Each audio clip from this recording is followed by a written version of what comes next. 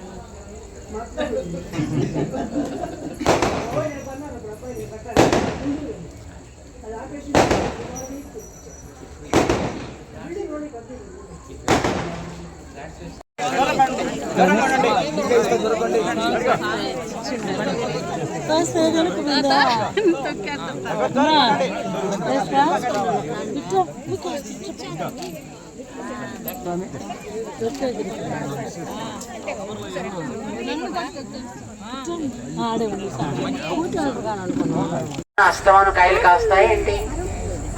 మామిడి చెట్టు ఉంటే ఎప్పుడు కాయలు కాస్తాయా? అంటే ఒక్కొక్క సీజన్ ఎక్కువగా ఫలించేట్టు ఉంటుంది. అలాగే భగవద్భక్తి అనేది ఎక్కువగా ఫలోన్ముఖం కావాలంటే ఇది సీజన్. కార్తీక మాసం, ఈ మాసానికి తేజస్ అధికంగా ఇచ్చే శక్తి ఉంటుంది. మనలో కూడా తేజస్సు బాగా రావాలి అంటే ఈ మాసాన్ని జాగ్రత్తగా వాడుకోవాలి. ప్రకృతిలోకి రావాలి, 10 మందితో కలవాలి, భగవంతుణ్ణి పాడాలి. మన మనస్సులో ఆ భగవంతుడి విషయంలో విశ్వాసంతో అది పండి ప్రేమగా మారితే మనకి వాడి దయ కలుగుతుంది.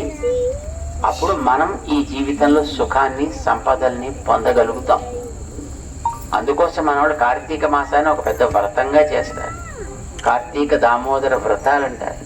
ఆ ప్రేమ అనేది వెలగాలి కనుక మన లోపల మనస్సుని ప్రమిదిగా మార్చి మనలో ఉండేటటువంటి ఆ ఆలోచన అనే భావాన్ని ప్రేమగా నూనెగా చేసి జ్ఞానం అనే దీపాన్ని వెలిగించాలి అంటారు మన ఆళ్వార్లు అన్నమాట.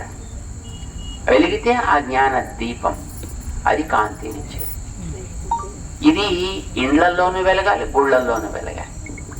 ఎందుకని ఇళ్ళు గుళ్ళు కలిస్తేనే కదా ఒక ఊరు అవుతుంది.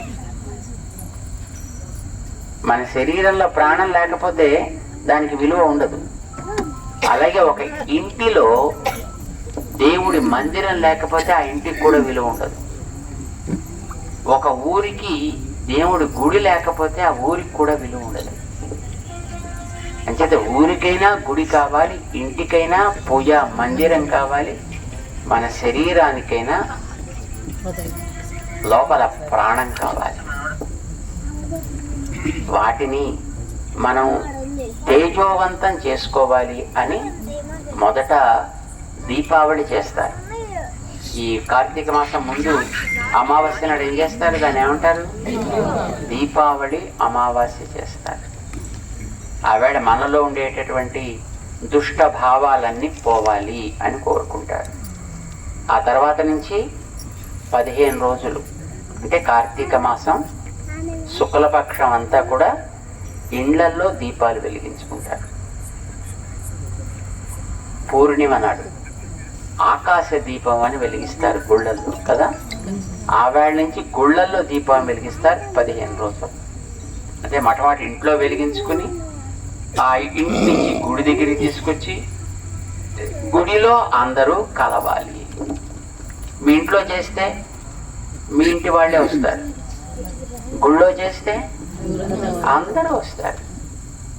ఆ గుళ్ళో చేసేటప్పుడు వీళ్ళ వాళ్ళ, పైసలు ఉన్నవాళ్ళ లేనివాళ్ళ, చదువు ఉన్నవాళ్ళ లేనివాళ్ళ, మన కులం వాళ్ళ కాదా, ఇలాంటి ప్రశ్నలు ఉండవు.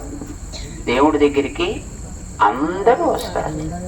పిలవక్కర్లేకుండానే అందరూ రావచ్చు. ఊరిని అందరినీ కూడా అలాగే కలిపి ఉంచేది ఒక గుడి.